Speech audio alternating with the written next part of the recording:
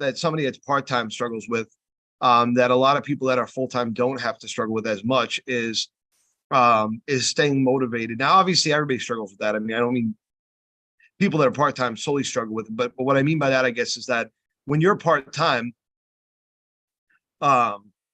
you, like, let's take his schedule, for example. He's working Friday, Saturday, and Sunday. So there's a 4-day period where he's not doing the job. Okay. Number one. Number two, he's not around the team on Saturday and on Sunday. Most of the team on Saturday and on Sunday. So there's only 1 day a week that he's getting, the information. He's missing a lot of trainings and stuff like that. But staying motivated in this job is I'd say the most important thing, in general. And the reason why is because it's so easy. Think about how people fall off, right? So I said to I was saying to Chadwick the other day, I think I mentioned this to you, Seth, too. Actually, I know I mentioned this to you as well. No, my big theory behind whether or not someone should grow is no one that doesn't like their job should grow. You should not have you should not be allowed to grow. It should be a prerequisite of your job that you enjoy your job to grow. And I don't care what you're going into, whether it's sales or it's management in the department, definitely management, but or it's install. It doesn't matter. If you want to grow, you should have to like your job. You should have to enjoy your job. Now, what do I mean by that? I mean, you don't need to enjoy every aspect of it, right? Some people don't like. I might hate going on the road in the rain, right? Like that might be like one of my least favorite things. I like we're these Hey Dudes now, and as Mike, they definitely mess up. Hey Dudes, the rain can do some work on those, right? So maybe that's the one thing I don't like about my job, right? But if I'm a canvasser, okay, there's a lot of things to love about my job, and there's a couple things to dislike about my job too. There's a couple negatives too. So if I was coming up with a list here, and if you could, John, if you could please mute yourself, that'd be great. Just because I don't want to get any feedback from there. Fine. And if you guys do want to say something, just unmute yourself and say it too. That's not a problem at all. Okay, so pros and cons. Okay, and this is something that I think is always worth looking at. And I'm going to go through some of these things, and it's not going to be a full list, but it's going to be a partial list. Okay, now we're going to go through some of the pros and cons of doing a job like this, because I've been doing this job for a long time, 13 years, almost, I guess, 14 years. I've been in this job now, working at Renewal by Andersen specifically. And so I've ran into every positive and negative for the most part that you can find, right? So one of the pros is the weather. One of the cons is the weather, right? I mean, when it's beautiful outside, it's fantastic fun. It's gorgeous, amazing. It's nice to walk outside, right? It's a lot of fun. Okay. You get to meet new people. I'd say that's a positive. Okay. You get to see new things, which is a positive. We found that Pizza Hut house yesterday. Xavier sent me a picture of it. Did I sent you a picture, right? Yeah, we actually were driving around for it, Paul. We spent quite a good while trying to find it until we decided it was a waste of time. That we got a picture midway through the day of Pizza Hut house. I'm glad we were wasting time, canvassing time. No, it wasn't like to have a conversation with Tony, but you put everybody on blast. Easy there. I don't want anything coming back on Tony now. Come on now. Who's driving the van? I'm actually not going to mention anyone right now. Don't worry about it, dude. I'm glad I got to picture the house. It's really cool. I plead the fifth. You already did not plead the fifth. That's the problem. Yeah, that's the problem. So you were a bus driver in your last job? Bus driver? No. I actually managed driving people. It's throwing people under the bus, driving over them. You didn't get it? Yeah, thanks. So my brain's not working today. St. Patty's Day is taking a toll. No doubt. All right, sounds good. But you've seen the things. One time I saw a house. It was fully encrusted in a hill. It was up in Massachusetts. It was like a hobbit house. But it's huge hill, right? And it was all glass in the front, all glass. And it was this gigantic house in a hill. And there's no windows, of course. They relied on this glass up front, so you could see everything in the house. And then they had curtains they could pull up or whatever, like gigantic curtains. It was 2 stories, 2-story house in a hill, beautiful house. And we talked to the people, and the guy was, for years, he had worked on like energy efficient products and stuff like that. And he had for years tried to find the way to make the most energy efficient house possible. And this is what he had come up with. So you see cool stuff, container houses, all kinds of stuff like that. You meet interesting people. Like there's people that we meet every day. I've had people, even in these offices that have, even though we're in Central PA, met musicians and met baseball players and met football players, Penn State players or Eagles players, or I mean, there's a lot of interesting people that live within our territory. Bank CEOs, people like that are very interesting to me. So those are two positives, definitely. You meet new people, you see new things. Okay. I think another negative, let's go for a negative, is that we have to deal with a lot of rejection. Okay. A positive is that we have control over income. But if you're not doing well, then a negative obviously can be that you have to control your income. I'm gonna have to push this one over a little bit. Okay. So then I'd say another pro would be you get to learn new and valuable skills. Okay. You learn new and valuable skills. I'd say that a con would be, starting to run out of cons here. A con would be that you have to, for some people, it could be the walking, I guess. For me, I like that. I like the walking. So walking could be a pro too. Right. You have a lot of independence, which is a good thing. Independence. So you get to learn, yourself, and you're relying on yourself an awful lot. You also have great teamwork, though. It's not cutthroat. So you don't have to worry about, I always picture in car sales. I remember interviewing a guy and he was describing to me how, when he was selling cars, all the new people would get shafted and they would get stuck with the person that had the little credit score, something like that, or the person that wanted the crappiest car, whatever. We don't have that here. You have your own neighborhood. There's a lot of incentives and fun experiences. There is an expectation for success, and that's I think a strength. Let me see. Hold on one second. There's expectations. I'll just put it that way. That's a strength, but also for some people that could be a weakness. Maybe they don't like that or whatever.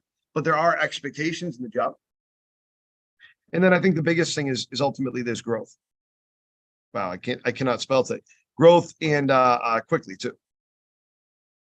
So the average job, the average career takes you 3 years to grow to the next step in the average job, right? Here you can do that in well under a year if you do things the right way.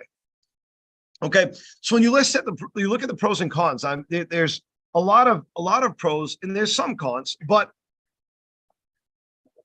here's what I'd say about the cons, right? Is that if you go and look up at the cons,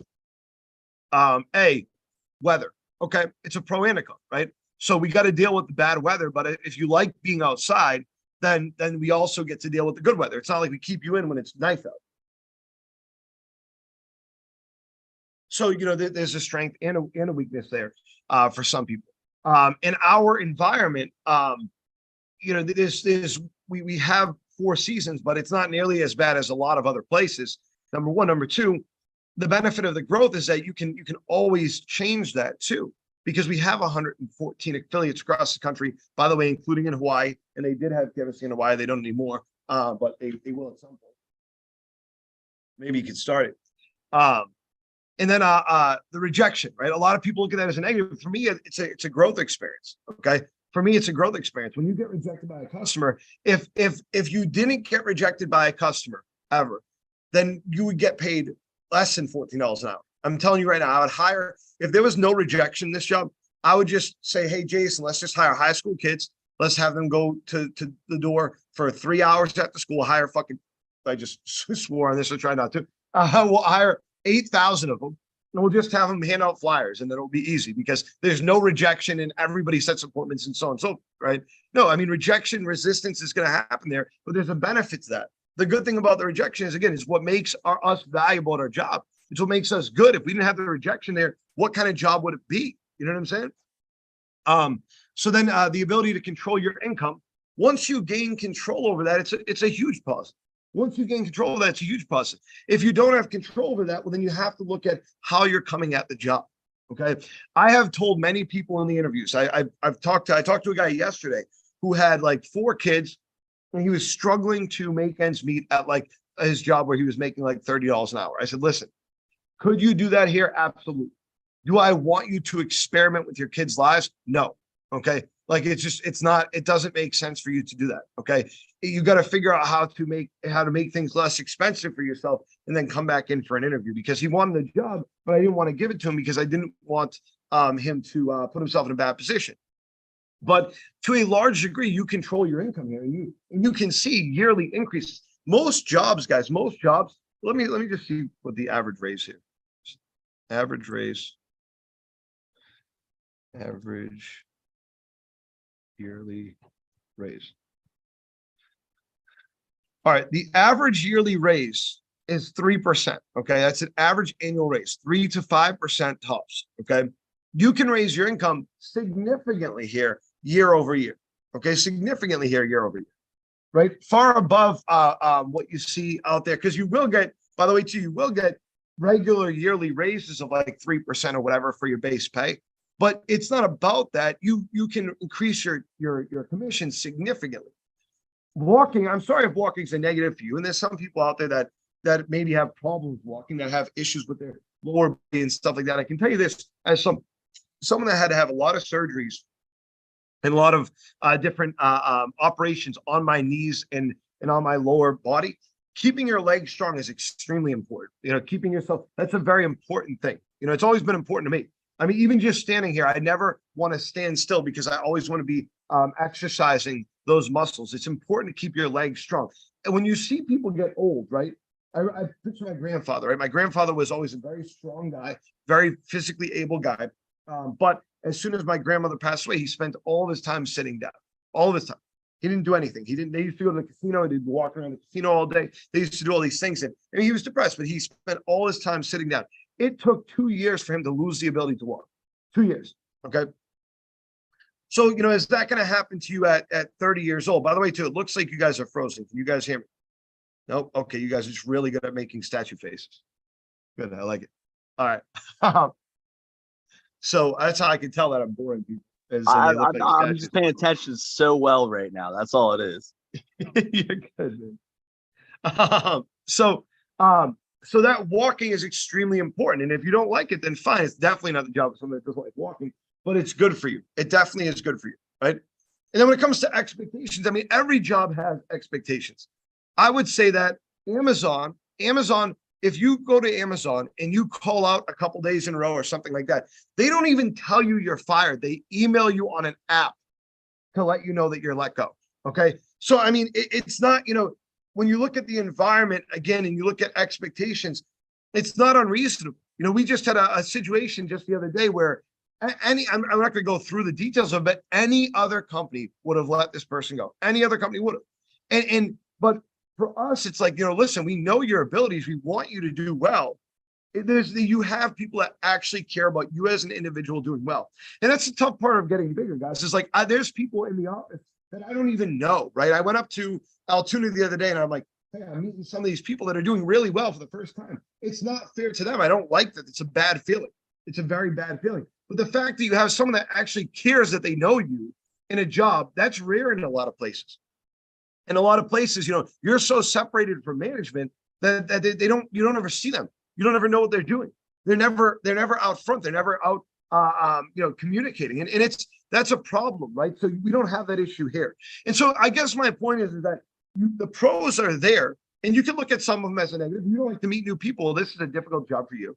If you don't like the sun or you don't like any portions of the weather, you're just like, you like to sit inside. This is a problem for you. You don't like walking. Again, problem for you. Sure, fine. But if you look at this job, the skill sets that you learn, if you go look up quotes from people who started door to door, okay, and then were very, very successful. Chris Pratt is one example.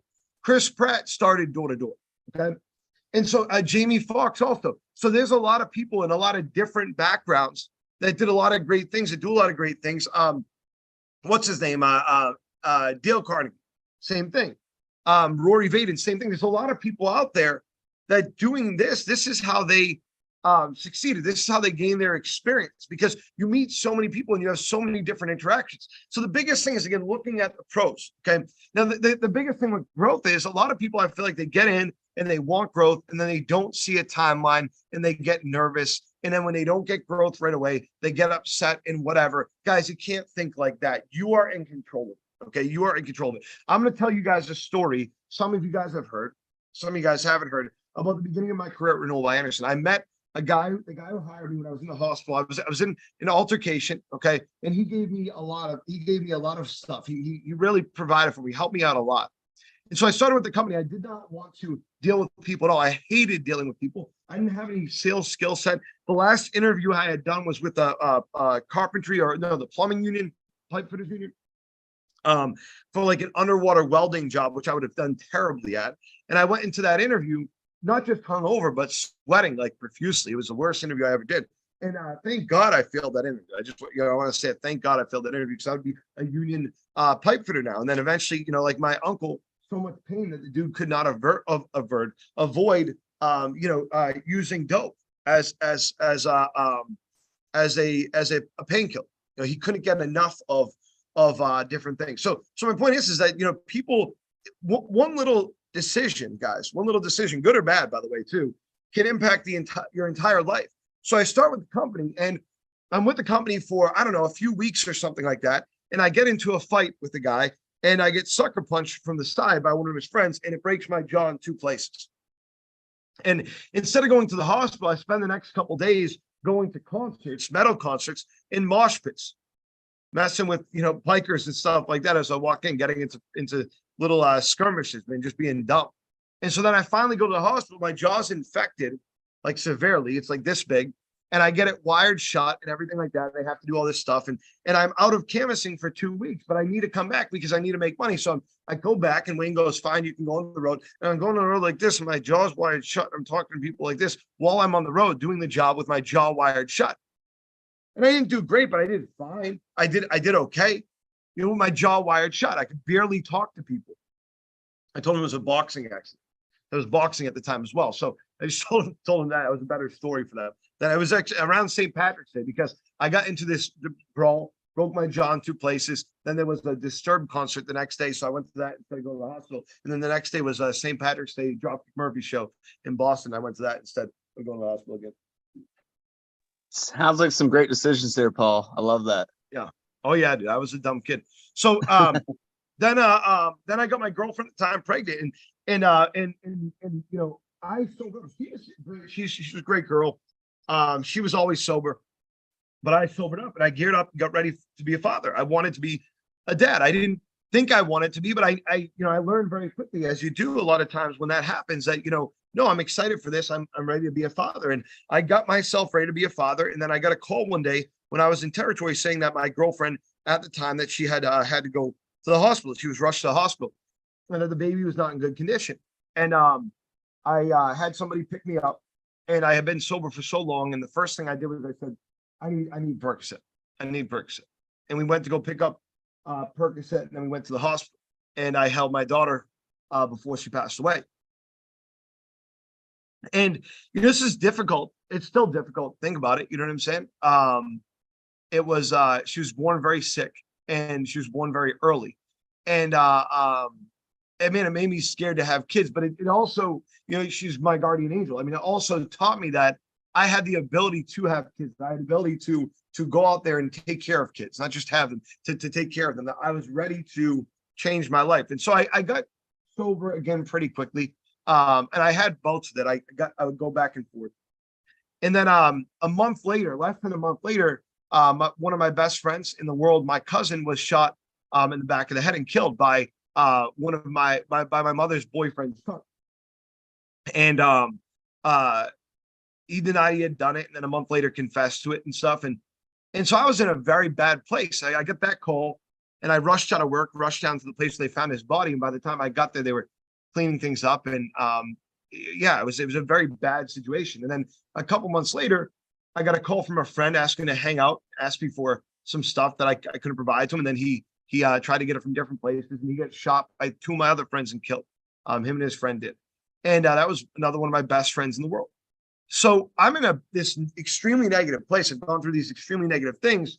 But work was like a refuge to me. I mean, it was the only place where I could go where I didn't have to think about these things, where I wasn't getting calls asking me, "Oh, go down here and do this and that or whatever," and getting myself into trouble. If I stayed at work all night, then I wouldn't get in trouble. So I would stay as late as I could, as late as they would allow me to stay in the building. I would stay in the building. I would get there at 8:30, 9 o'clock in the morning. I would go to the gym at 5, get there at like 8 or 9 o'clock, and then I would stay until like 11 o'clock at night and do callbacks, territory prep. Because at this point, I'm transitioning into management at this time, and I was going through a lot.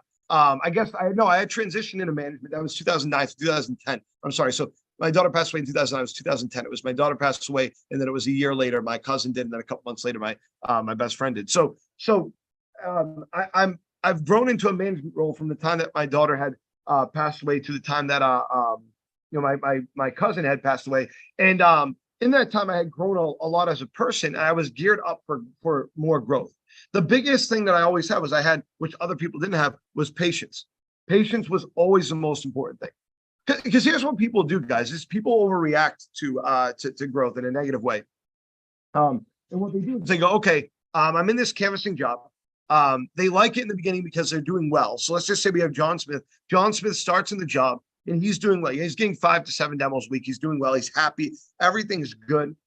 But then he starts to freak out. Maybe he hits that wall where he's not doing as well, or maybe we do like some sort of management training or something like that, and he's like, "Hey, I'm ready to grow," and John Smith's numbers start to go down, and John Smith is asking for more and more one-on-ones. John Smith is asking to do more. He wants to grow this and that, but it's for the wrong reasons at this point. Now he wants to grow to get out. He wants to get out of his responsibilities. And that's a negative thing. You don't want to do that. That's not where you want to be. Nobody in that role deserves to grow. You have to like your job. You have to do well with your job in order to grow. If not, then you're going to fail at the growth. You're going to fail at the growth.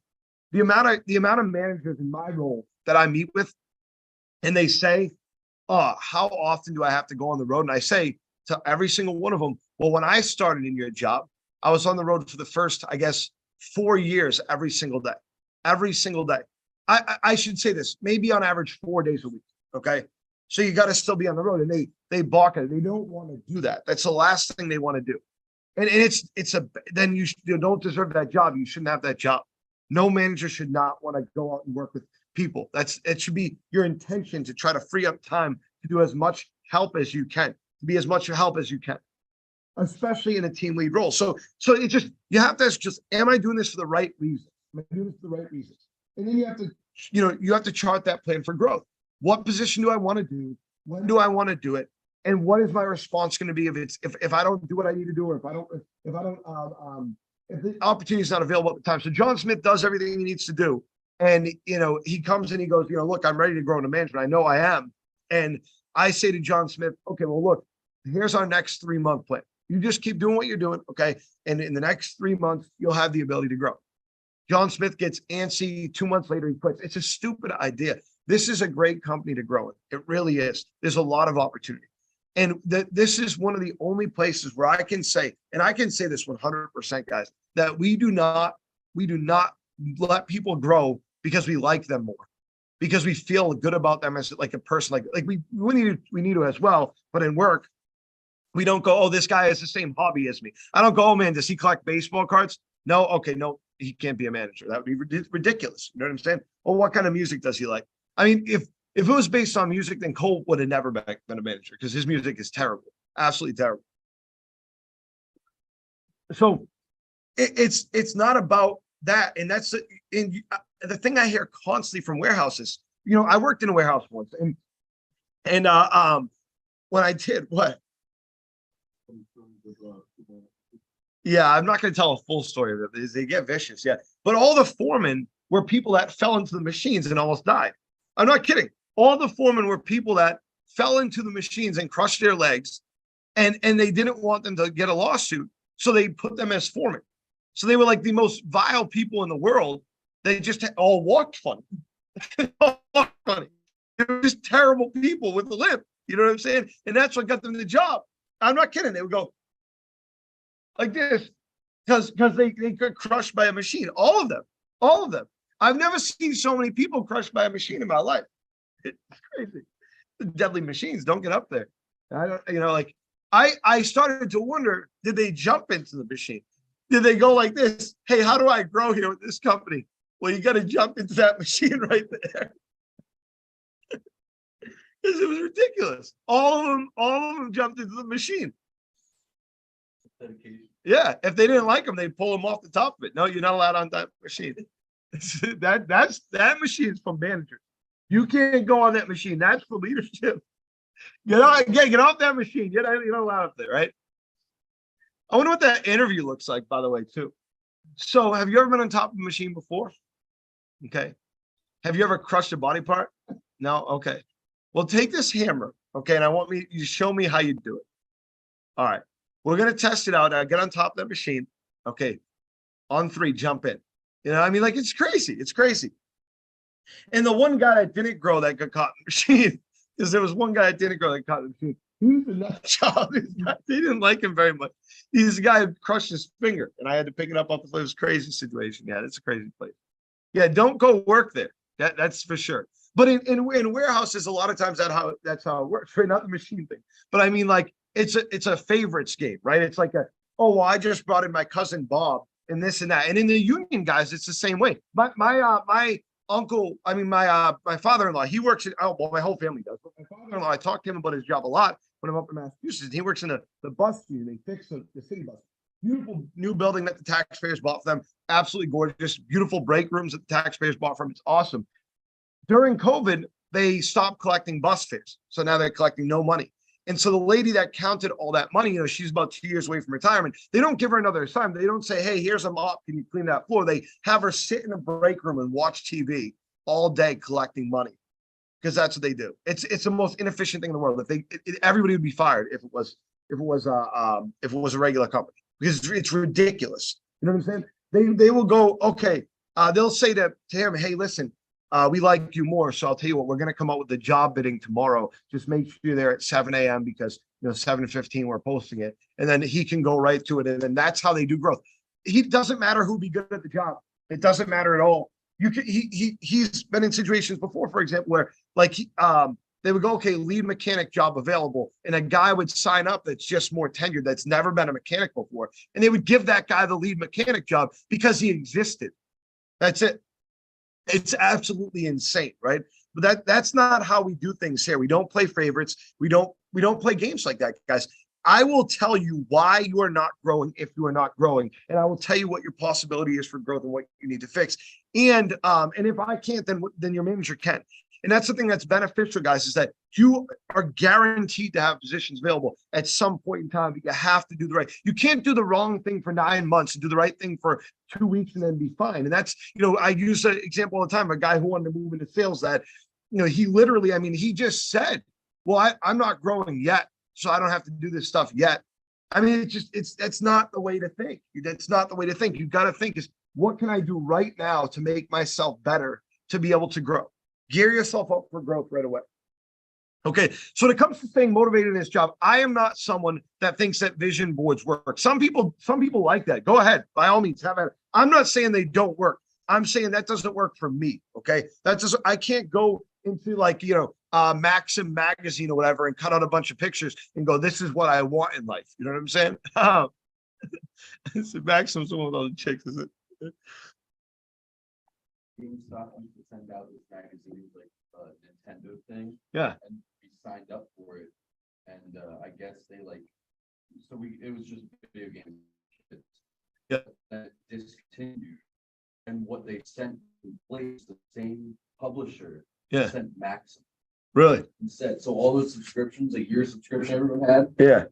Became Maxim. 3 months you got like this Nintendo one. And then they just pushed the Maxim. So we started getting Maxim. That's fine. Addressed to me. I'm like a 10-year-old. And my mom was like, what the hell is this? That's funny. Tony was collecting Maxim magazines at 10 years old. So that's the thing, guys, is that to stay motivated in a job like this, I believe that you have to have a higher goal. I believe that you will have to eliminate backup plans. Okay. Now, it doesn't mean that you don't have them, by the way, too. It doesn't mean that they don't exist. Okay. But if you don't get them out of your mind, then you're not going to do well. you're just not going to do well. You have to go, okay, this is my goal. I'm going to eliminate distractions around me and I'm going to move forward in that goal. And this means in personal life, this means in work life. I mean, you have to be able to eliminate distractions. Okay. I'm not telling you to break up with your spouse. I'm not telling you to, get rid of your kids or sell your car. No, do what you want to do. I'm not saying anything like that. What I'm saying though, is that your family has to be geared towards growth. They have to understand, okay, my schedule is going to get a little bit more hectic. Things are going to get a little bit more difficult. More is going to be expected of me. And if you don't gear yourself up to that, well, I mean, we have a great example. We had a guy who moved into sales just at the beginning of the year here. We had asked him a million times, do you have the money saved to do this? Do you need money saved to do this? And yes, absolutely. Yep. Every conversation was the same thing, the same response. Then he moved into the role, and 3 weeks later, he didn't have any money, and now he's not with the company, and he's also in a lot of trouble too. And that's something of his own doing. And it's like, man, all you needed to say was, hey, I need a canvas for another 6 months. You know what I'm saying? Like, that's it. That's all. You know what I'm saying? We were not enthusiastic about moving this person up because we knew there was an issue there, but we couldn't prove it. You know what I'm saying? We asked the right questions. We did the right thing for him. So it's not, you have to be geared up for growth. In management, you don't have to save a bunch of money to go into management, but in management, you have to be geared up to be able to put in the hours that it takes to build a team. You have to be geared up for the stress. You're going to get calls late. Guys, this past week has driven me insane because I have not one day been off the phone until after 10 o'clock. Not one day this week. But it is what it is. I get paid well to do that. That's my job. I have no problem with it. I encourage you to call me if you need something, right? It's just I got to do a better job of making it so people don't need things. Obviously, that's a big thing, So it's the point is, guys, is that you have to gear your life for growth. Okay.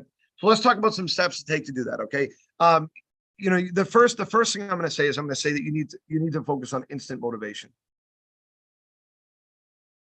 Seth always says something to me all the time about, it's been a little while actually, all the time, but man, you get like 4 hours of sleep a night or less. You're always like on, you know what I'm saying? Can you imagine if you got 8 hours of sleep, how that would interact with your body and whatnot? And he's 100% right. But I can wake up, and don't get me wrong, if I had to hold meetings in my bedroom the instant I woke up, then I'd have trouble. The other day I had a group, like a drug counseling group, and I forgot about it. And it was on a Zoom or on a phone call, like a mass call or whatever you call it, whatever.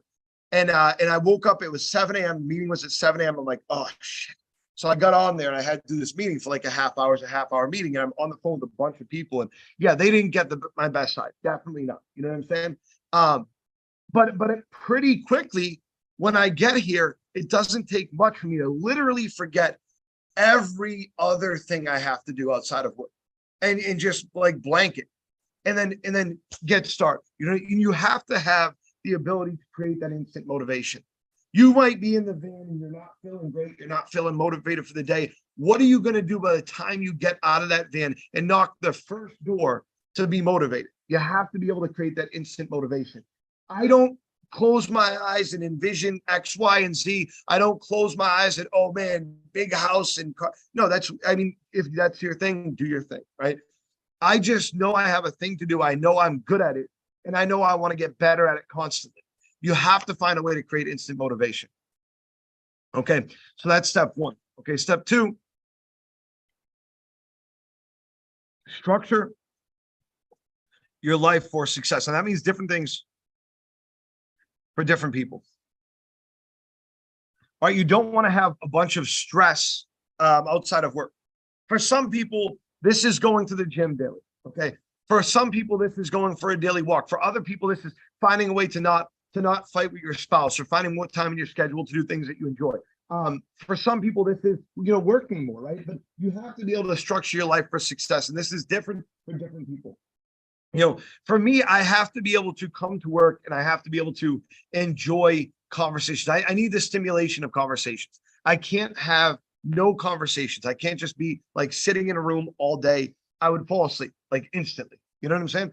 So, structure your life for success. For me, yes, I operate better when I am going to the gym or when I'm using my own gym at home. I'm operating better that way. Absolutely. And again, I can still create the instant motivation. I can still optimize my level of performance but it's definitely easier when I'm making the right steps and decisions. You don't want to be focused on the pain and the guilt and, feeling a different, certain way when you're at work. You want to structure your life for success. Okay. What's your initial goal? You have to have an initial goal. Now, what I mean by that is that,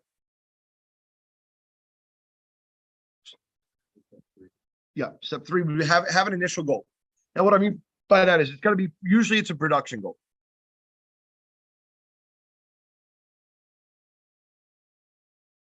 Okay, now a production goal would mean, how many demos am I going to get per week? How many leads am I going to average per day? That's going to be your initial goal, because that's going to come before your growth, right? So before your growth, you're going to have a certain number that you get to. You're going to have a certain number that you want to achieve. Okay, that's your initial goal, your production goal. Okay, and so you have to have that to achieve. And then second, you have to have your future goal. And you have to be able to spend more time on your production goal than you spend on your future goal. You can't spend a lot of time on your future goal. That's got to be, it's important. It's important, but not urgent would be the classification there, right? That's an important goal, but there's other steps to get there. Okay. So you have to have a future goal. What do you want to achieve? And this would probably be like what I call like a growth goal.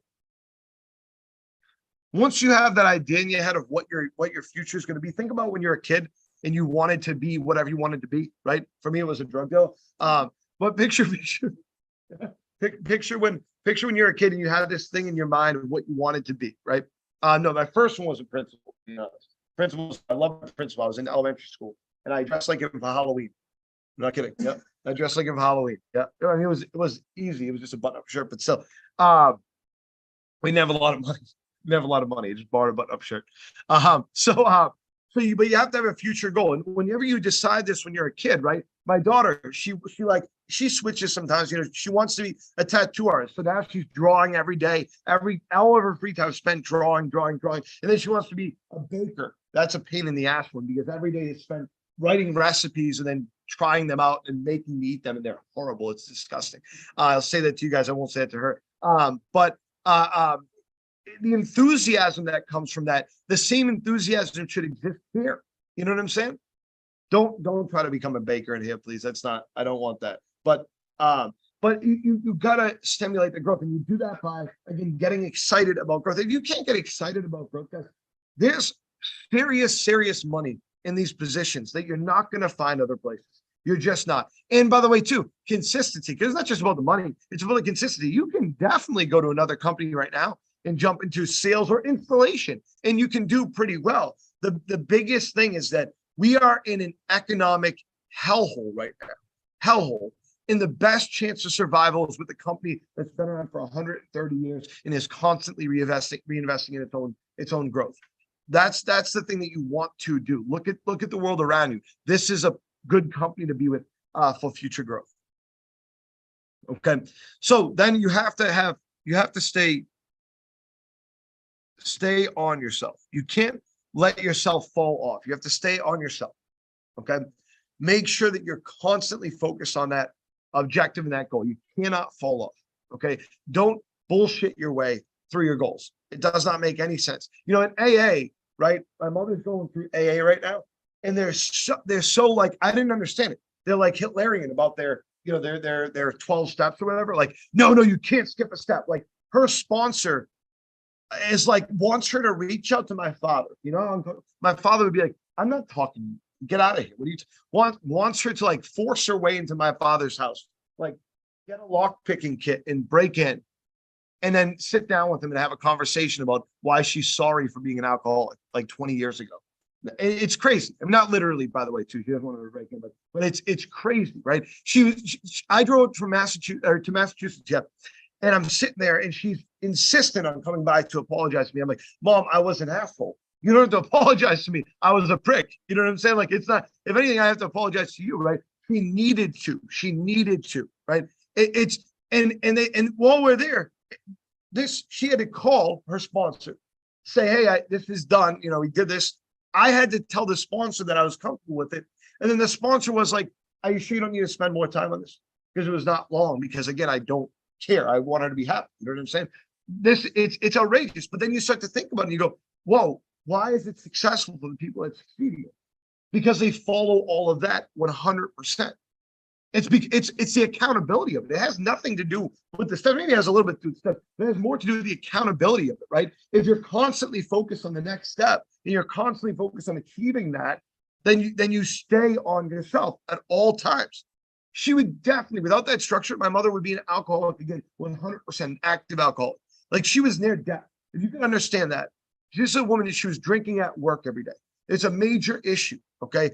She's a teacher. You know what I'm saying? You can't do that. And then during COVID, when she tried to quit, she went crazy. She thought that the FBI was trying to hunt her down because she had in her within she needed to die to become the COVID vaccine or whatever. Like it was within her blood. I mean, it's crazy. She's not a crazy person. You know what I'm saying? But it drove her nuts. It drove her nuts. It's a dangerous thing. That's how bad it was, though. And she didn't even know. If you would have talked to her right before that, she would have told you, no, I'm not an alcoholic. Definitely not. You know, she didn't even think about it. So, and we told her all the time, she just didn't believe it. So the amazing transformation through steps. There's a lot to learn there, guys. There's a lot to learn there. And it's the discipline 100%. I never understood it until recently because I always thought it was stupid. I always thought, nah, it's silly. Like you're going to, like there's 12 steps here. It's like a 5-year program. Why do you think it's a 5-year program? Because that's how long it takes to commit to staying clean, right? And so if it keeps you on a program for 5 years, it's making sure you recommit, and that's beneficial. Okay. Celebrate wins would be the next step. Celebrate wins. Okay. You got to celebrate wins, guys. You have to be able to celebrate your successes. Okay. Continue to learn.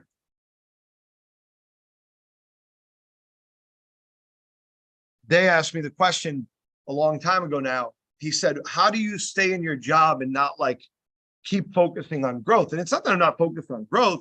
It's that at some point you play the long game, right? I mean, when you get to a role, then you have to play the long game. You have to be patient again and continue to learn.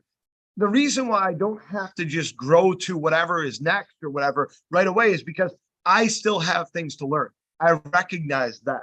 If I went to the next step, I would be screwed. I would be screwed. Do I want to fight for a job that pays me a little bit more just to get fired a year after I start? No, thank you. Right? I mean, I don't want that. Right? So I still have things to learn. Recognize that, because until you're done learning, you shouldn't want the next step. You know, you got to be intentional about what you do. It's very important to do that. Okay. All right. I think these are some good steps. Does anybody have any steps to add to this? I think you hit everything that I would have suggested there, Paul. I mean, very wide range of goals to go for. No doubt. Thank you. Thank you for the feedback. Anybody else? All right. We're going to get into some canvassing stuff in a second.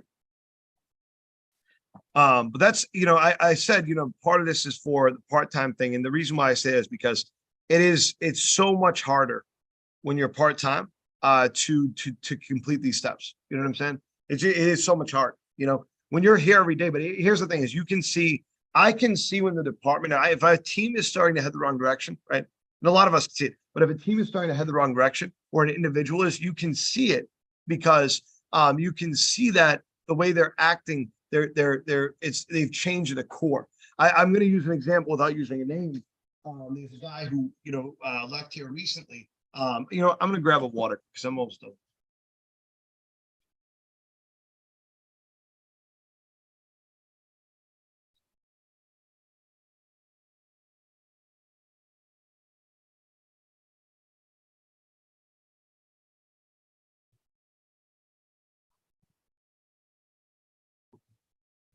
All right, so the guy that's here, you know, that was he was a great guy, is a great guy. And you could see at one point his attitude started to change. He looked different. He was a super motivated individual, ready to go. I mean, he was ready to go all the time. You know, this guy worked like every Saturday and all this stuff, like did everything he could do and was on a path to growth. And then all of a sudden that changed like on an instant. And I noticed it. I think some other people noticed it. I think he noticed it. When I talked to him, he blamed it on things that are out of his control that that were silly things. And I explained that to him and he understood it. And it was like, yeah, okay, I see this now. I can see this clearly now that I'm making a mistake here. So fine. And there was no convincing involved. I mean, the first thing I'll say, if you tell me that you want to leave the department is okay, fair enough. I'm going to point out where, where I don't want, I want people to make the right decision, but the right decision is not always to stay here. Like, that's just not, it's not, if you don't want to do it, then, if you have some sort of like moral thing against sales or something like that, then I don't want you to be here. You know what I'm saying? So we talked, and then we had another conversation probably a month later, and a couple other people we did too. And the motivation was back 100%. I mean, you could see it in his eyes, but then the motivation started to fizzle again. One bad week hurt that motivation. And the conversation came up again. And that time I just said, you know what, you're right. If you can't stay motivated for more than a month at a time, then you're going to have a terrible time going into management of sales. There's no way that you can do that effectively if you're gonna put yourself under that pressure. So it just doesn't make sense, right? So you gotta try to create those wins. All right, let's get to the canvassing stuff. The last couple of days we spent time breaking down the script, okay? And we did this more effectively in West and North just because of time. We had enough time to do it. But we did this in the vans down here in Central, and I made the suggestion that this is what we should focus on. Now, I would say this, guys, once a week, maybe once every 2 weeks, you should spend the entire van ride, which role playing, by the way, guys, should be 75% of your drive. Unless you're going closer, then it should be 100% of your drive, 75 to 100% of your drive. So let's say that you said, hey, over the next couple of days, we're going to go through this. Let's say once a month, you said, hey, over the next 2 days, we're going to do this portion of the script this day, this portion this day. And I want to hear everybody's feedback and whatnot. That's a great way to run this. Okay.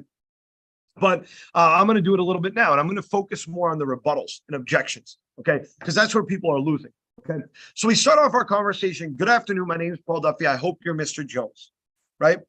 Everybody starts off that way.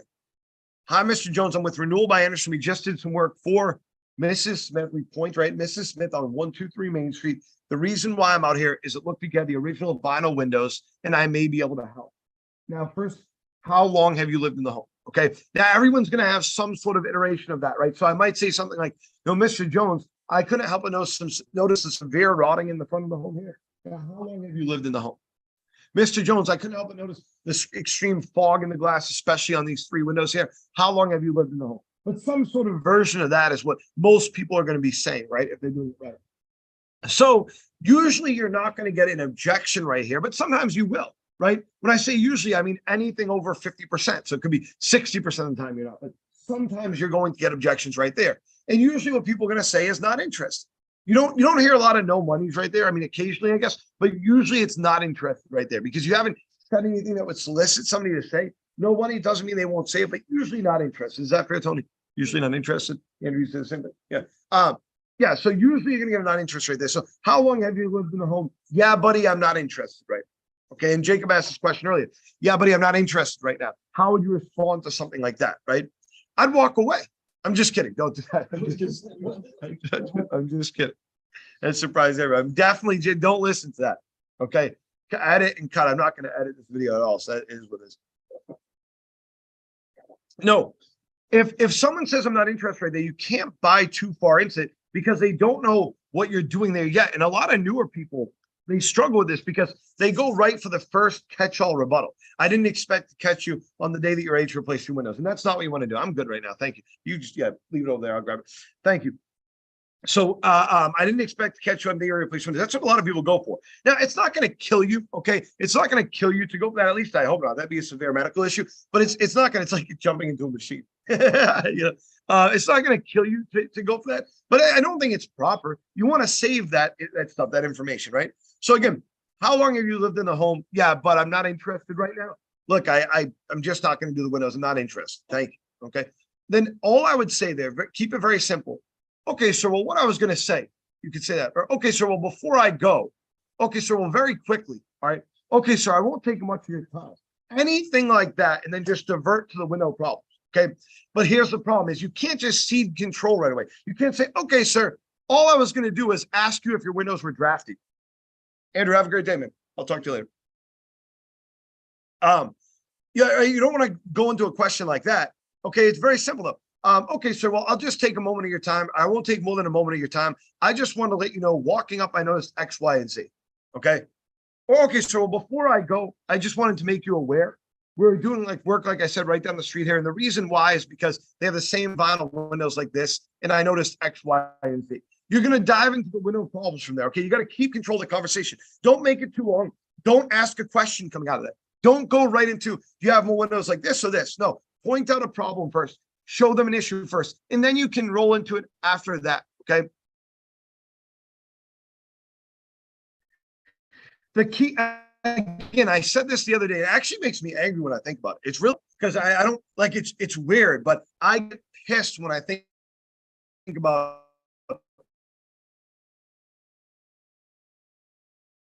never amateur. Hey, Paul, we're losing you, bud. No problem. Somebody just I don't know. no, it's okay. I should be able to get to the network. I wish I did that before I left. Okay. All right. Can you guys hear me? Okay. All right. You should never lose in the window problems. There never should be a situation where you lose in the window problems. Now, what do I mean by that? Okay. You have control there. Okay. 100%. You can decide what you say.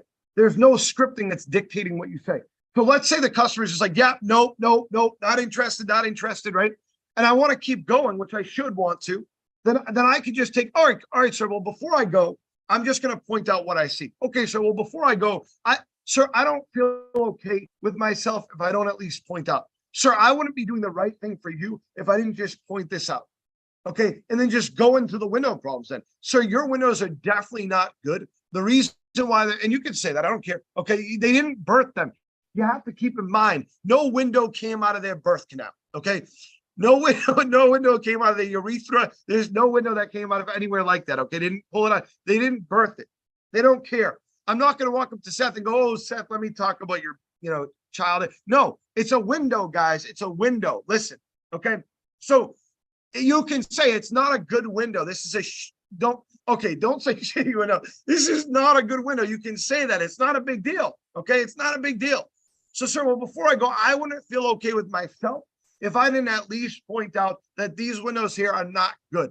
I've talked to a lot of your neighbors. They've done a lot of work, and there's a reason for that. First, I noticed X, Y, and Z. Second, I noticed X, Y, and Z. Okay, I'm just going to make a suggestion for you. If you need complete control, it's very simple. That's it. I would rather you ask, may I make a suggestion? But if they're not giving you the chance, I'm going to make a suggestion, okay? And just make the suggestion. It's better to have breaks in the script. If you can ask questions and get them to agree to window problems, absolutely, of course, that's better, 100%. But you can't do that at every house. At every house, they're not going to allow you to do that. This is when you have to take more control, okay?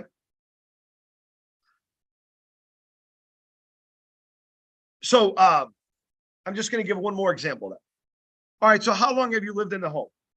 Yeah, look, man, 5 years, but I'm not going to be doing anything with the windows at all. Okay, sir. Yeah, no doubt. I wouldn't imagine that you would. It looks like you've done a lot of work with the house, so it looks beautiful, by the way, too. I did want to point out that before I left, I noticed right up front here, there was a couple windows with fog in the glass. Okay, that's going to happen over time. It's very common in your neighborhood, actually. Now, is it just these front three windows, or is the back like that as well? Look, I know that they're not good windows, but I'm not doing anything with the windows. I'm not interested. They're fine. They're fine for me. Okay. Fair enough, sir. I just want to point out a couple things before I left. Again, you notice the fog there. Okay, that's gonna mean that the sale is broken. Now, if it's happening in those three windows there, even though you don't see the fog in the other windows, they're definitely not energy efficient. So you're going through a winter like last winter, for example, where energy prices are up, and it's going to cost you a lot more money. Okay. In addition to that, sir, I noticed some mold buildup in the frame of your windows and the sill of your windows, and that's going to happen because they're not great windows. They're vinyl windows. They're not great windows. They're made of plastic. And so it's going to attract mold growth, and that's going to happen inside the windows as well, but can be a health concern, but more so as a home value concern, sir. And that's the problem. These windows are doing nothing positive for your home value. They don't look great compared to the rest of the home that you've done a lot of work on. And they're starting to oxidize, the material starting to break down. That's why you see this powder formation all over the windows. So, sir, may I make a suggestion? Okay. Very simple. Okay. Well, so, sir, I'm going to make a suggestion. Okay. If you have to go that route, right? It's simple. You guys, you're not calling them a name. You know what I'm saying? Like you're not personally offending the customer. Just point out what you see. Now, if you can ask questions, if you can get them to agree, great. That guy did agree that his windows weren't great. So I'm already kind of winning one there, right? In that example I just gave. But even if they didn't, then I would just go the same route. You know what I'm saying? Even if they were like, no, they're great. These are the best windows ever. Okay. I would try as hard as I could not to laugh. And then I would point out why there's problems. Okay. Don't laugh at customers, brother. Unless they tell a joke, even if it's not funny. It's just like with me. If I tell a joke and it's not funny, still laugh. I'm just kidding. So, see, Seth, you're laughing because it's not funny. You got it. All right, so we roll into the next part, guys, the value of the visit. And we're going to get a lot of objections from, may I make a suggestion? And we could get objections from, may I make a suggestion? Don't avoid the part. Don't avoid the part. It's the first way to fill out this job, by the way, is to avoid parts like that. You can't avoid, may I make a suggestion? Unless you have to. And then you'd say, I'm going to make a suggestion, right? But you can't avoid that part. You have to introduce your suggestion in some way, okay?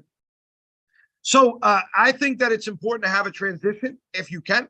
If you're going off a window problem like I did in that last example, fine. But the better thing would be to be able to say, well, sir, you know you're going to have to do the windows in the next couple of years. You can say this to the person, well, sir, you know you should do the windows right now. May I make a suggestion? Doesn't matter, okay? Sir, most of your neighbors are doing their windows right now. May I make a suggestion? Okay, sir, you're experiencing more window issues than anybody I've ever seen in the world. These windows are god awful and terrible. May I make a suggestion? Just don't say that. Okay. But the beginning part's fine. Mr. Jones, you're experiencing more window issues than the average person that I see. May I make a suggestion? Okay. Any of those things are acceptable. Okay. But you know, you're going to have to do some work in the next couple of years. May I make a suggestion? Fine. Usually that person's going to say, what? Give me an objection, but give me what they typically say. Seth, give me something, and Tony, give me something after that. So may I make a suggestion? The customer is going to say what typically? You can say, yeah, you can suggest something. I'm just not doing anything right now. Okay, so you have a good day. I'm just kidding. All right, so all right, go ahead. Do it again. May I make a suggestion? You can suggest something. I'm just not going to do anything right now. Oh, cool. Well, I appreciate the opportunity, sir. What I was going to suggest is just so we have one of our foremen come out, just to take a look at the windows. Okay, that's it. Right, simple. All right. Thank them for the opportunity to make the suggestion and make the suggestion. Okay, so Tony, may I make a suggestion? I'm not doing it right now. Oh yeah, I definitely wouldn't ask you to do that, sir. Okay. By the way, too, you said I'm not doing windows. I can't afford it. I don't have the microphone up here. Andrew just asked me if I wanted it. I'm like, no, it's fine. Right. So he said he's not going to do windows right now. So a little bit more forceful. You know, okay, so well, I'll tell you what, that makes sense. What I would suggest, we just have one of our foremen come out to see if we could even do what would need to be done here. See what kind of problems you might be even having. If we can't be a service to you, that's fine. We'll just recommend someone else who can. But if we can help you, then we'll leave you with a free price quote. So that way, down the line, if you ever are ready, at least you have the information. Now, does that sound like it could be helpful to you? Okay, so now we're rolling into that next part. Okay, this part, it's, you know, I know that I didn't say the value of the visit. The value of the visit on paper is this. One of my foremen need to see your windows to make sure that we can do what needs to be done here and find out what you want. If we can't be a service to you, then we'll recommend someone else who can. Assume that we can help you, we'll see the windows and how they're installed. And if you like what you see, we'll take some measurements and leave you with a free price quote. So that way, when you already know exactly what can be done and what it will cost, that's what it says on the paper, okay? You will adapt in different situations, guys. Not every situation calls for saying every word in the value of the visit. So let's say, for example, that Tony's windows are not that bad. Okay. He doesn't think they're that bad. There's some minor issues. They're older, but they're not that bad. Then this is what it's going to sound like a little bit. Okay. So may I make a suggestion, Tony? Yeah, but I got to do the roof first before we get. No, I want you to tell me that your windows aren't that bad. And then you need to do the roof fine. But yeah. Okay. May I make a suggestion? Yeah, the windows aren't that bad. Okay, so yeah, fair enough. Yeah, I mean, like you said, I mean, they are a bit newer. They definitely look like they're having some minor issues. I'll tell you what we do is just have somebody come out, sir, just check them out for you. They'd actually test the energy efficiency to see what kind of problems you might be experiencing. And if you're not, then that's fine. We'll just recommend someone else who can help you down the line. But if we can help you, then we'll show you the windows and leave you with a free price quote. That way you at least have the information for after your roof's done. Does that sound helpful? Right? So you see where I'm going with that, guys? It's a little bit less formal. There's less words in it. It's more to the point, and it's what's going to resonate with the customer. And so here's the deal, is that if we taught this in training, like in the office, it would be a lot for people to take. If we said, hey, here's the script, learn it word for word, it doesn't matter. Okay. It does matter, by the way, too, because it's mostly the script, but it's just adaptations to the script. But if we said that like that, we would get nowhere with people. Nowhere. Okay. So the better thing for us to do, the best way for us to do it would be to cut it down to what's important to that customer. Because what do we want them to hear? Right? What do we want them to hear? If you're convinced that you don't have window problems, okay, Tony, I want you to tell me that you are a contractor, a retired contractor. You can do the windows yourself. And by the way, the windows aren't that bad. Okay. May I make a suggestion? And I've been in the business for a while. I'll do these myself. Yeah. Oh, yeah. You said that you were a contractor, right? How long ago did you retire? You said? 5 years ago. Okay, cool. All right. So you definitely have a lot of experience. That's great, sir. You know, you've heard of Anderson, obviously. Yeah, Well, have you used our windows in the past? I've installed them for people. Yeah. Awesome. Cool. Excellent. Yeah. Well, then you probably know that Renewable Anderson windows are a lot different than Anderson windows. We have a lot of differences in even our material and our installation process. So all I would do, sir, then, because you're experienced, is just have somebody come up and just test them out for you, check the energy efficiency. They would actually show you the biggest difference between older Andersons, the windows that you have now and the windows that we have now. And then they leave you with a free price quote that includes installation. So that way, if you do ever decide that it's just not something you want to handle, you just need the free information, it's there available for you. Now, does that sound at least helpful to you, sir? Okay, so it's catering to his needs. It's catering to what he says. It's the same thing. Okay, and again, I know both. Here's the most important thing is I know both. One of my foremen needs to see your windows to make sure we can do what needs to be done here and find out what you want. If it can't be a service to you, we'll be glad to recommend someone else who can. Assuming that we can help you, we'll show you the windows and how they're installed. And if you like what you see, we'll take some measurements and leave you with the free price quotes. That way, when you're ready to learn exactly what can be done, what it will cost. Does that sound helpful? That's what it says on the paper. Okay, we know that's what it says on the paper. I can say that, and then I can say what I intend to say. That's why it's so important. I could not say the second thing or the thing that I just said to Tony there without already knowing that scripted part. Okay. That scripted part is what's created my ability to do that. Okay. So you got to get that down like the back of your hand, and then you can start to develop further and further and further into being tremendous at this job. If you go and you do this stuff, then you're not going to get 2 leads a day. You're not going to get 3 leads a day. You're going to get 5 to 7 leads a day. Okay. Every single day. You're never going to have a day that you don't get 5 to 7. Okay. Good quality leads. All right. That's what you're looking for, guys. If you go out there and get 5, think about what this does for you. Okay. Johnny, I didn't catch the part in the interview where Andrew goes over, okay, what do you want to make and stuff like that. Right. But if you think about this, right, if you were getting 5 leads a day and on average, 2.5 of them were running. Okay. So that's what 2.5 leads a day running times 5 days a week. What's that? That's about 13. 13. Is my math right? Yeah, but 5 days of writing leads. So just be 2.5 times 5. What's that? 12 and a half. So 13. So 13. So Johnny, if you're making $1,300 in commission plus about $600 in base pay, then you're making $1,900 a week. Not bad, right? Yeah, definitely not bad at all. Okay. So you look at it that way, guys, and that's what you can do. That's what you should do. Okay. And this stuff you will never not write. Minimum 3, guys. Minimum 3, but 5 to 7 a day.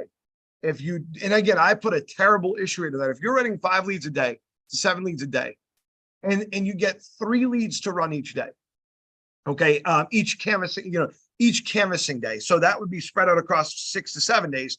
But so it wouldn't be 3 running every single day, but that would be 15 demos, guys. And you're talking about like $2,200 in total pay.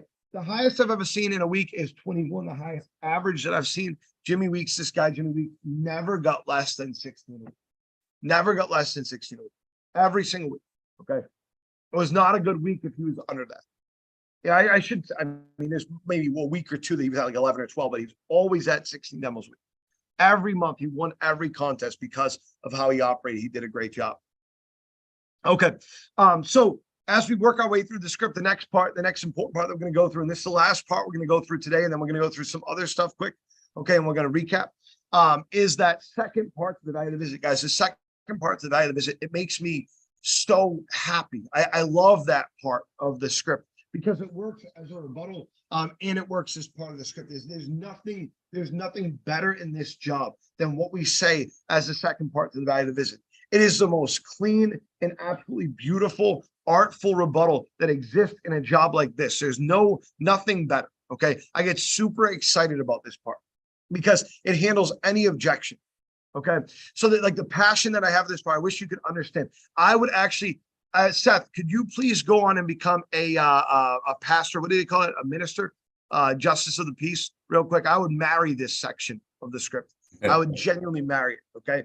And you know what? Never mind. I was going to say something messed up there, so I'm just going to stay out of that. But yeah, no, I would genuinely marry this part. I love this part of the script because it handles so much, guys. This part of the script, it's simple. Goal of the visit is to go over your options, answer your questions, leave you with a quote good for one full year. I know there's some other words there, by the way, too. Right? So I know that it says, does that sound helpful? Let's just say the person said yes. Okay, great. Because the goal of this visit is to go over your options, answer any questions that you have, and leave with a free price quote down to the penny and writing good for one full year. I have your last name is Jones. What's your first, right? Okay, that's the script. Okay, but again, at the core, it's go over your options, answer your questions, leave you with a quote good for one full year. I have your last name is Jones. What's your first? And this can handle any objection, guys. This is the backbone of what we do, this tiny little part. That's why you have to make it down to it. If you're not getting through the value of the visit, then there's something wrong with you. Get through 85% of the time, guys. This is where our appointments come from. It really is. This is where most of our appointments come from. The goal of visit is go over your options, answer questions, leave you a quote good for one full year. I'm going to give myself a stroke up here. I'm getting excited, dude. I'm getting really excited. I'm about to go jump into a machine. I'm getting so excited right now. It's crazy. Yeah, I got myself. Yeah, I got it. I won't say the name of the company. It's Pauly, something to do with our window industry films, right? So Pauly Plastic Films, we'll call it. Because of the V, Pauly. You know what I'm talking about? Yeah. You genuinely, or are you just saying that? Exactly. Yep. You got it. Okay. Yep. So that's it. I'll go get a promotion there by jumping into a machine. I think that if you quit here, then it's a good idea. Just drive up to the town of Massachusetts and just dive. Just head first. You don't even got to work there, dude. Just dive right in. Dive right into a machine. You'll get a. Yeah.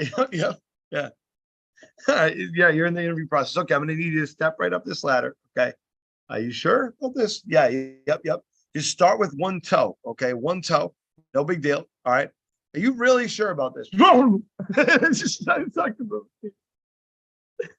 It's crazy, man. It's a crazy company. All right. So we'll get to, does that sound helpful right now? Okay. So Seth, does that sound helpful? You want calm first and then more aggressive? Sure. Yeah. I mean, that sounds helpful. Oh, no, I don't want that. I want rebuttals. Okay. Objection. Yeah. I mean, it sounds helpful. Just really can't afford anything right now. Oh yeah, no doubt, sir. I mean, that makes a lot of sense. I'll tell you what, though, the goal of the visit is just to go over your options, answer any questions that you might have, and then leave you with a free price quote that's good for one full year. So you have a lot of time to decide. I just need a little bit of information from you. I have your last name here as Marshall. What's your first? Seth. Okay, so simple. All right, Tony, does that sound helpful? No. What do you want me to say? No, you can say no. That's fine. It sounds helpful. No, just say no, because a lot of people ask, like, what if somebody says no? So go ahead. Does that sound helpful? Nah, I've got to do. Yeah. Well, you're giving me too much. You tell me you got to do the roof first. I'm just going to go for the no. Sound good? Yep. Just no. Yep. Okay, sir. Well, I'll explain why it's helpful, sir. Because the goal of our visit is just to go over any options that you might have, answer any questions that you have, and leave you with a quote that's good for a year. So you have time to think about this project. Now, I just need a little bit of information from you. I have your last name here as Jones. What's your first? Okay, another option. Okay, another option.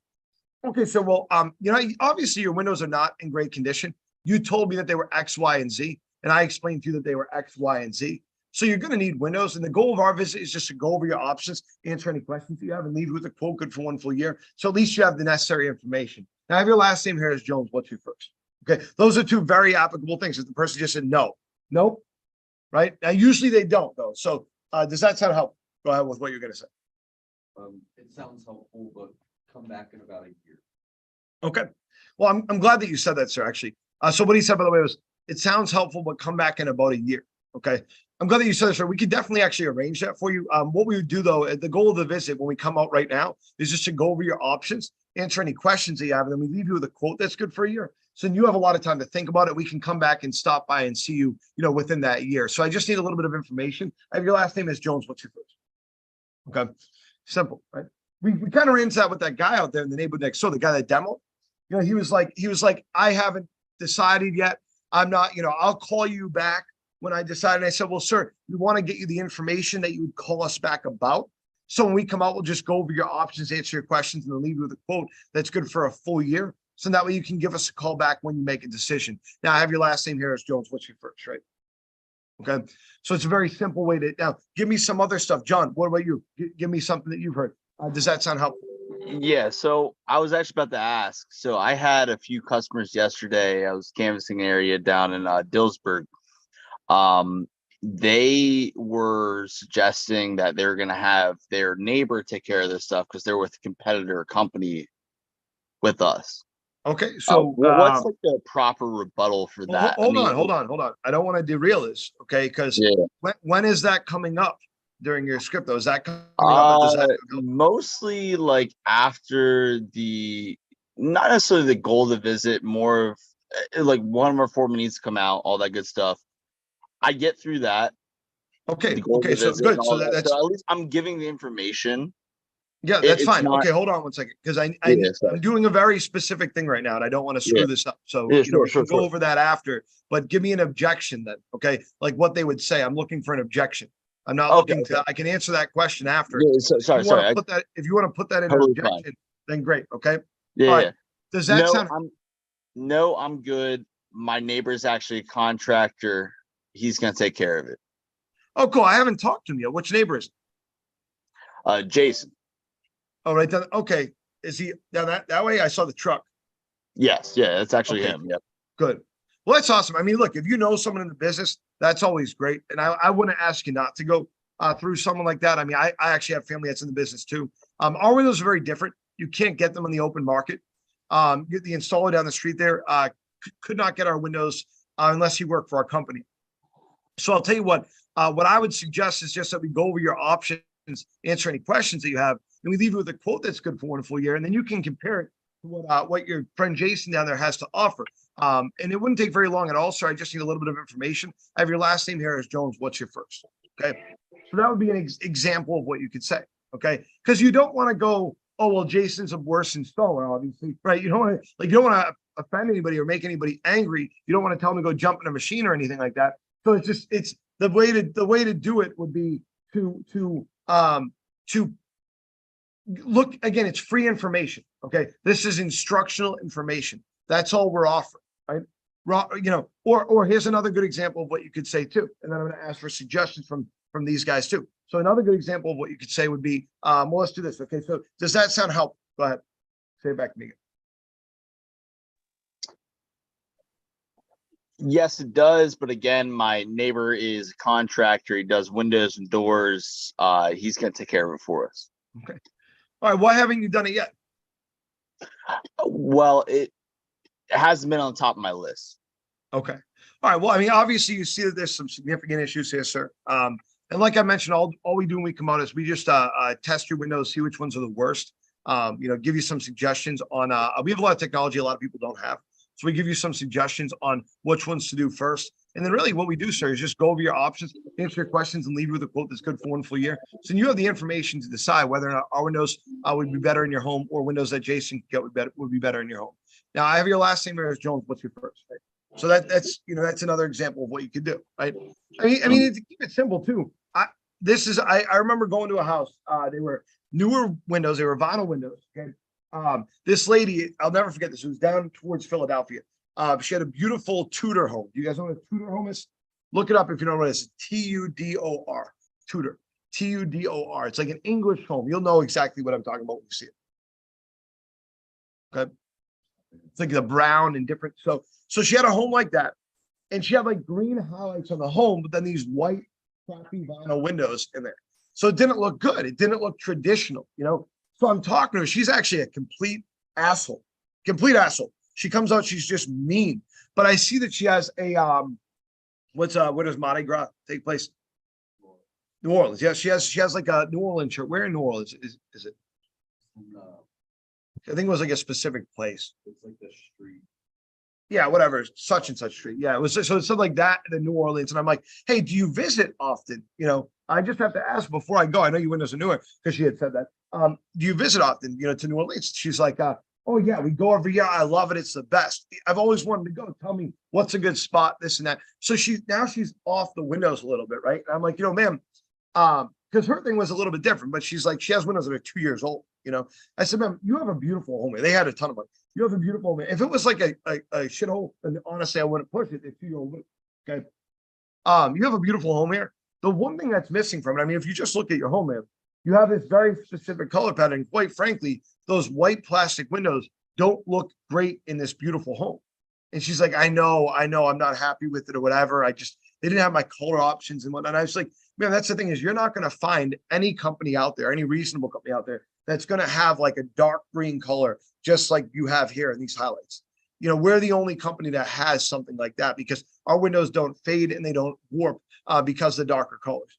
That being said, ma'am, all I would suggest is that we come out, go over your options, answer your questions, and leave you with this quote that's good for a full year. And you can decide what you want to do. You know, ma'am, maybe you just do the ones up front here that show to the street.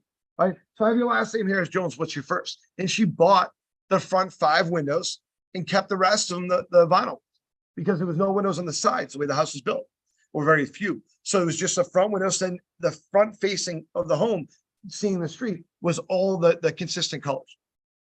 Okay, so it's just about finding what works for that customer. That's the biggest thing. Okay, so Seth, what would you suggest for someone that says exactly what John was saying there about the contractors and stuff like that? The kind of pivot and the supposed redirect, but still running through the goal. So as soon as someone says, yeah, I've got this guy down the street, you know, I've used him for my bathroom, he's probably going to do my windows as well. I'd say, oh, okay. All right. Well, now that you said that, now that I know that you actually have a guy that does it for you, instead, someone's going to stop out here. And the whole goal for him then is just to answer your questions, go over your options. The quote he leaves you is going to be down to the penny, good for a full year. Get Jason involved. Like actually, you know, show him the difference in the product and stuff like that too, see what he can do for you as well. But actually you already have your last name as Jones here was your first. Just like that redirection, and then you know, make it like, okay, here's my change of plan to cater to what you're doing, but it's the same thing, you know. Good. It's very good, and we'll go over that in a second too. That's good. Tony did let me know, like, on a good rebuttal there. It's like, it's always good to have. So sorry, let me repeat this. It's always good. Sorry, it is preferred by the Better Business Bureau to have free quotes. I used that actually twice yesterday, and it worked. I mean, this is the second day on the job doing it by myself, and I got 3 signups literally using 2 of those rebuttals right there. Great. So yeah, that's a very good rebuttal. I'm glad that Tony taught that. Tony's right here too. I'm glad that you taught that. By the way, I heard you guys were driving around looking for the house for a long time. That's what he said. No, I didn't say anything like that. Stop. I'm just messing with you. I told him he was a bus driver this last time. I didn't throw people under the bus. Throw people through the machine. You didn't get a promotion? You didn't get a promotion when you did that? Did not happen this time. Maybe next time. Yeah, no, I don't know what you'd have to throw somebody into to get. I went in a dunk tank and I didn't get in a nasty dunk tank and didn't get a promotion from that. So, you know, all right. So that's yes. So the classic rebuttal is very useful. I mean, the Better Business Bureau advises you to obtain at least 3 quotes before doing any project with your home. So we are not telling you that you should do the windows for us. That wouldn't make sense. What we'd say is just go over your options, answer your questions, leave with the quote that's good for a full year. That way you have the necessary information to make the right decision. Have your last name is Jones. What's your first? Like that's it. Wow, that was weird. I like inhaled my spit. That's a good example, a good way to do that. Okay. I wonder if I'll get a promotion for that. Yeah, right. So we have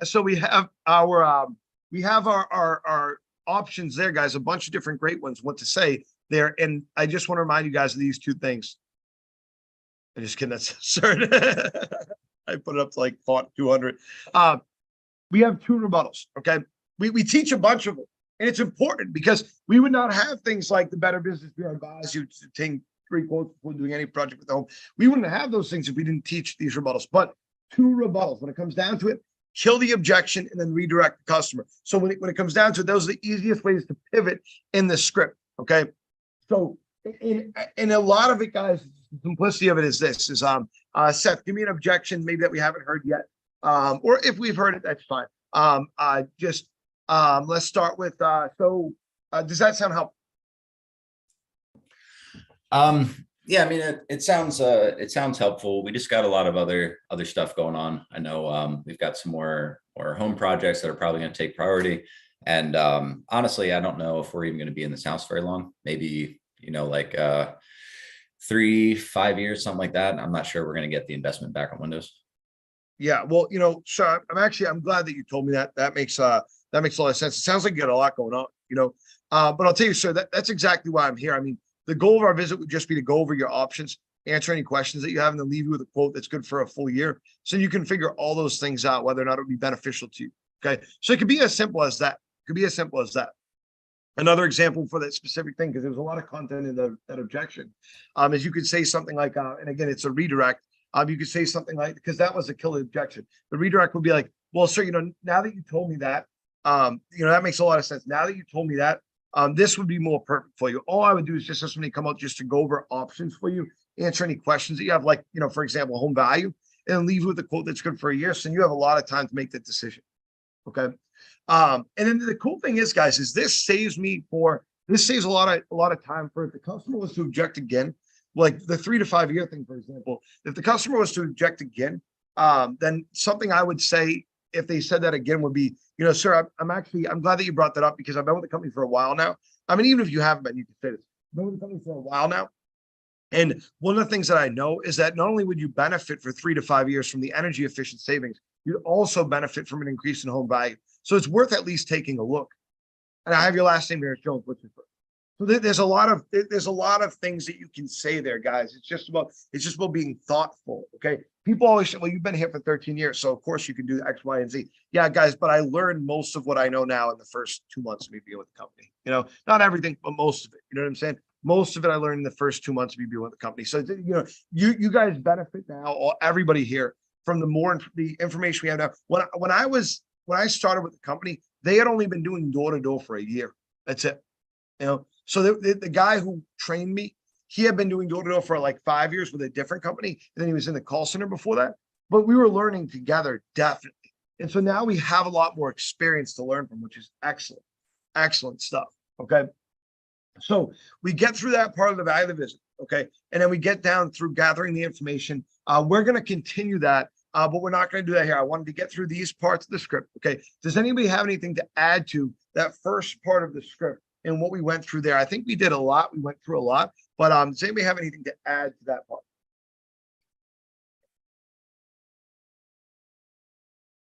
Okay.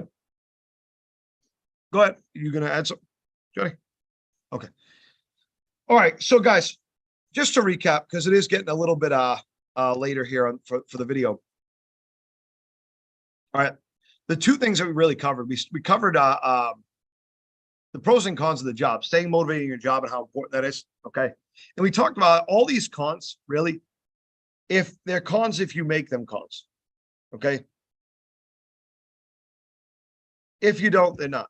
Right? All of those things, for the most part, are in the list right here. Even rejection would be under you're getting skills. Okay. All right.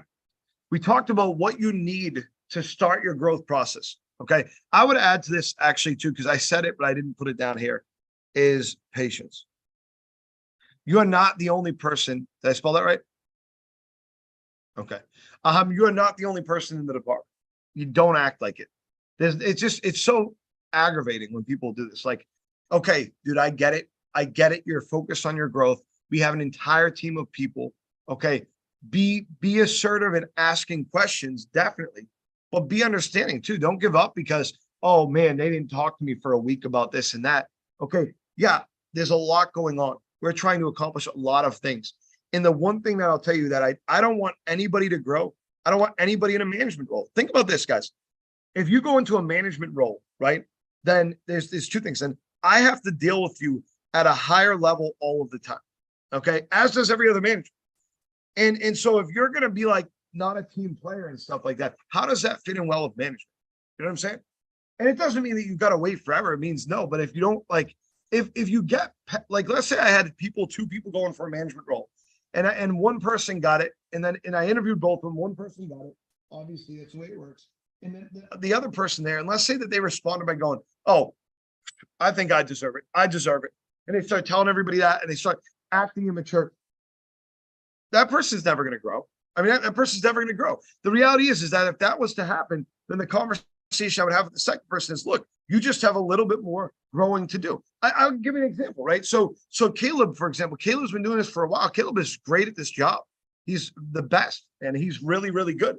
Super motivated, great. But when I sat down with him, it was like, hey, listen, man, you don't have any management experience. Let's get you some of that experience. Let's help you grow. And then that way, when you grow into a role like management, you succeed at it. You know what I'm saying? And he was like, absolutely, hell yeah, that's the way to do things, you know? And he was excited about that, the opportunity to be able to learn more, right? Because that's a guy who's confident in his growth. That's a guy who loves at least the result of what he's doing. I think he loves what he's doing too, but loves the result of what he's doing. His attitude wasn't to go, well, why not me? Why not me? Why Max? Why not me? Right? No, not at all. It shows a lack of maturity. And I've dealt with people like this in the past where we've moved one person up for our reasons and stuff like that. I mean, this happened with Andrew, actually, where there was two people going for the job, him and a guy named Tom. Actually, three people. One person had got the job before them two. We had two jobs available, basically. And I had picked this one person to do the job. Now, it really just became about experience in this situation. But Andrew didn't walk around crying about it. No, he's like, okay, well, what do I need to do to gain more experience to be able to grow? I said, I mean, it really at this point, because he had been there for like a month. I'm like, it's about canvassing numbers, man. It's just about learning how to canvas. I don't want to throw you into a job like that when you can't even canvas yet. And the guy who we brought in before him didn't end up working out for a long time, but it gave him the time to be able to get better at the job that he was going to do. If he would have went in the job at that time, he would have failed at it. It would have just been wasteful. You know, it wouldn't have made any sense. That extra, month and a half, 2 months, 3 months, whatever it was, really helped. And then having the competition of this other guy who was going at it with him to try to get this job, that really helped. And the reality is the other guy was never a threat. It was just the guy had done the basics of his job. But the other guy there, Andrew was very much more motivated than that guy. And so he ended up benefiting from that. He ended up getting the job that he did, and he ended up growing. And so again, patience is super important. Patience and understanding. I remember whenever we had to move Brad and Andy over to sales, because I had promised them, okay, March and April, I think it was, that they could move over of whatever year it was. But we got close, and we needed another month from them. We needed to be able to train the people that they had found as their replacements. When I went to them and said, hey guys, can we get another month from you? We need another month from you. They didn't go, oh, what the hell? They're like, no, of course.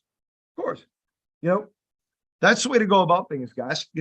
It's not, I don't need you to like X, Y, and Z, and to be, to enjoy, the same kind of music as me and enjoy the same kind of sports as me, like the same teams, to be, or even the same politics or anything like that. To be around you as a manager, no, I need you to have the same goals. I need you to have the same, to be oriented in the same direction. Okay. That's what I need from you. I need you to want to grow a team. I don't need you to want to go into sales. I don't need you to want to become the president of Renewal by Answer. I need you to focus on the next available thing. In the interview process, we just talked about, I'm going to be releasing a document now. Finally, I overpromise I'm going to deliver with this, an interview guide that we're going to meet about on Tuesday in our managers meeting. And part of that guide is going to be that we don't talk about steps for growth after the first initial step. So that's sales, management, install. That's it. And the reason for that is because I don't want people focused on, can they get the CEO's job or whatever? No, let's focus on the next position for growth, because there's steps there. There are steps there, and you can't skip a step or else you lose. It's never a good idea. It's never a good idea. If someone came to me 5 years ago, 10 years ago now, and they said, hey, listen, I want to be the next, or hey, I want you to be the CEO of the company, I would say absolutely not. No thing. Just being patient. The reason why is because I would fail at it. I don't want to put people in that position, right? Okay. So that's what we recap. Okay, is how do you orient yourself towards growth and success. And then we talked about the script. We broke down the script, but from a rebuttal perspective. Okay. From an objection perspective, we went over how do you, even if you're getting pounded with objections in the beginning part of the script, okay, all through the script, how do you handle that? And I think we went through that very effectively. I think that, you know, with all the input from people and stuff like that, we came up with some very, very good stuff. Now, what we're going to do in a different subsequent video that will happen, you know, I don't know, next time we do training here, in the next week, is we're going to go through the remainder of the script and we're going to go through making those appointments good. But the biggest goal, remember, the biggest goal that you have is get through the value of the visit at least 85% of the time. Okay. All right. Before we close up, any questions, any rebuttals, objections that you want me to go over with you, anything at all? I'm happy to throw them at. No questions from me. I'm curious about the bird on my man's head over here. That's it was tripping me out. I had to actually swipe over a few times to watch that. I missed that. Is that Kai? Yeah, it's Kai. Yeah, he had Yep, he had his little. Is it a parrot? What kind of bird do you have, man? Sun conure. it's a sun conure. Sun conure. Gotcha. I'm not familiar with. Oh, that's any- awesome. It is awesome. Yeah, I was just, dude. I kept seeing him crawl over your head. It was tripping me out the entire time. Yeah, they do that very randomly. Gotcha. Do they speak? No, they do not. Look, Apparently, probably- they do a little bit. That's probably better that they don't. I mean, I could imagine that being pretty annoying. You know what I mean? Well, we used to have a bird. We had a ringneck, an Indian ringneck. Her name was Gamora. She would talk all the time. She was a great bird. I mean, you could just sit there and, you know, talk to her. She'd repeat a little bit. She did the same thing. She used to sit on your head or sit on the edge of your glasses. She would just hang out. Yeah. That's awesome, man. It's cool. Anybody else have any other questions? Yeah. So with the hard closing, how often should I use that and when specifically? All the time. All the Okay. time, right? Yeah, here's the thing, because I understand that it can make people feel uncomfortable. Okay. I can understand that. And so here's my sort of thing, because I get uncomfortable with it, dude. If I'm coming off, thank you very much.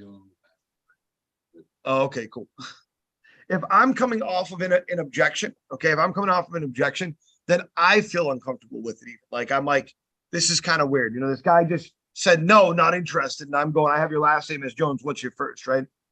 If you add in, I just need a little bit of information, then it will fail 100 times better.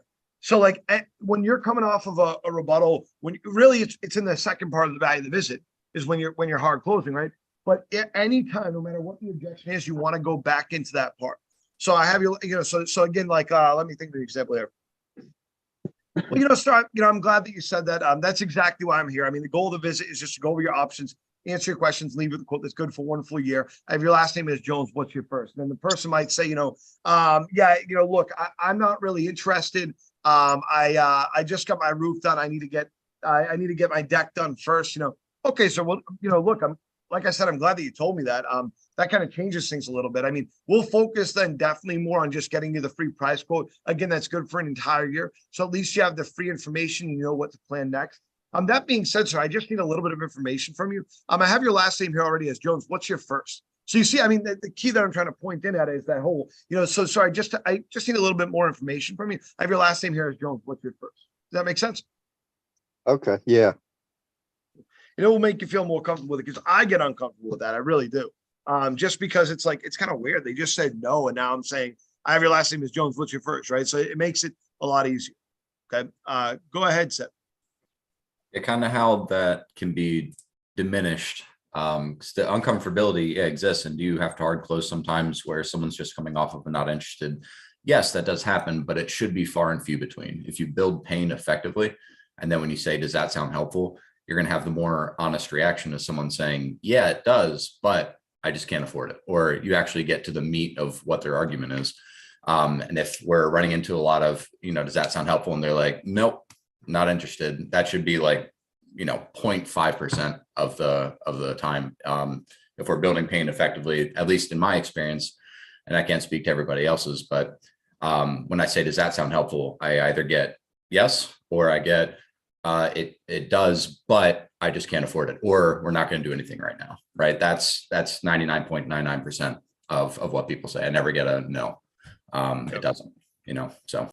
Just like may I make a suggestion? I'd say it's a little bit less percent than may I make a suggestion, but pretty close. You know what I'm saying? It's just, that's why the questions are designed the way they are. It's to solicit a certain response in a certain way. So excellent. Any other questions? Tony, the bird's back. If you want to see it. Tony wants to see the bird real quick. And we'll get off. This is on YouTube. So see, yeah, I'll do this. Hi, Tony. Kai, say something. I Hi. can see it. There you go. Oh my gosh. Yeah, it's awesome. These colors are great. Oh my, there's another one. Look, it's 2 now. Man, John's PC. Yeah, that's really cool. Yep. Oh yeah, John had that PC made. Yep. Yeah. Let's see your PC, John. Say something. Yeah, I need the specs. Yeah, it's nice. I didn't even open mine up yet, dude. I don't even know what it looks like. I need to put it together. All right, guys. Anything else at all before we go? All right, this is on YouTube. I'll make sure that the YouTube gets sent out to the GroupMe, this video specifically. Okay. It's under the name, I forget, but it has a date on it, the 18th on it. So it's under live videos. If you go on our YouTube page, after it gets into the GroupMe, then you just go to live videos and it's going to be the first one on there. Okay. So if you want to review it, okay. If Paul, anybody what's is, the YouTube channel name? it's Straight Shooter sales training. But Okay. we'll send it out to the GroupMe as well. Yeah, Now, if you just send a link out. Yeah, Tony, can you do that, please? Thank you. Tony's going to do that. This video too that we have, if you are watching it or any other one and you want to hyperlink like a time, if then do that right in the comments. And then that way other people can go back to it. So if you see a certain point, it's like, oh man, that was really important. And this is in any video, if you're watching them, then just do that. Just put the time in the comment and then post it up there. That way people can go to it. And just a little description about what you were trying to get at. Okay.